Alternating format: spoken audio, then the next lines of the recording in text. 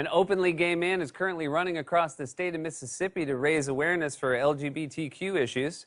And also because he's being chased.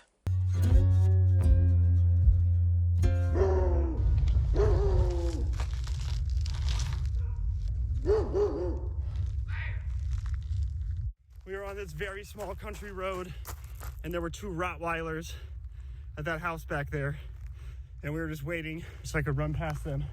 No! No! No!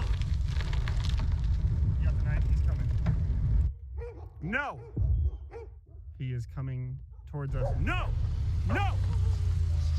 We're doing this. We're staying safe. We're gonna keep running across the state. Can't stop us. Oh my gosh, 3 more up here. Hi, buddy. Hi. Good dog. Good boy. Good boy. Good boy.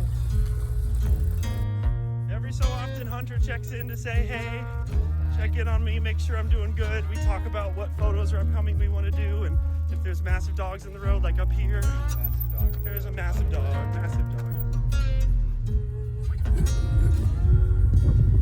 Okay, we're good. We get out. Keep going. He's going home. He's going home. Just for the record, I love dogs. All kinds of dogs. Every breed. I realize, though, I look like a giant stuffed toy, and I will squeak if you chew me. That was a very fun road. Eventful. My outfit contrasted beautifully, though. I almost jumped in a puddle just for the visual, but...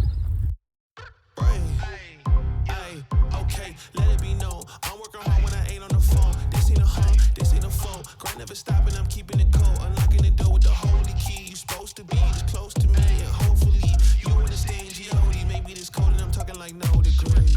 This ain't a fluke. I seen it way before it ever happened. He gave me the view. I had to put in my time on the TV. It coming in soon. I couldn't leave it all up to a variant or an experience. You gotta get up and do what it do. So complicated, homie, it's you. Always gonna wait until you in the mood. I've been running, keep on gunning. I'm gay, but when I'm at the Capitol, I'm bipartisan. And I'm glad you're doing this because it's now giving an insight and an open mindset to other people who are maybe watching this.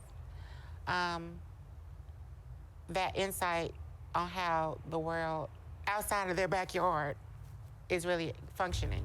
One of the reasons I decided to run across the state was I thought, I bet most people can't even conceptualize what Mississippi looks like.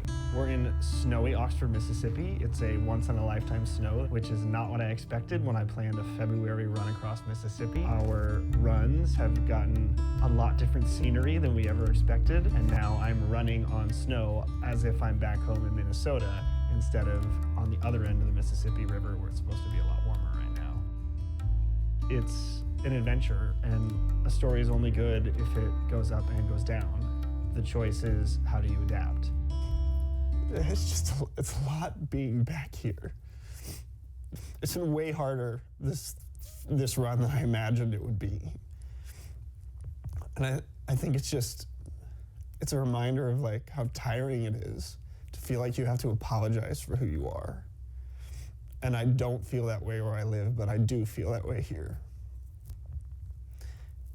And I feel like I worked a long time to not feel that way. And it just sucks to come back and feel that way again.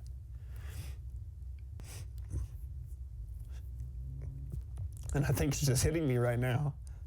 That mix of the past 10 days, that we have 20 more to go.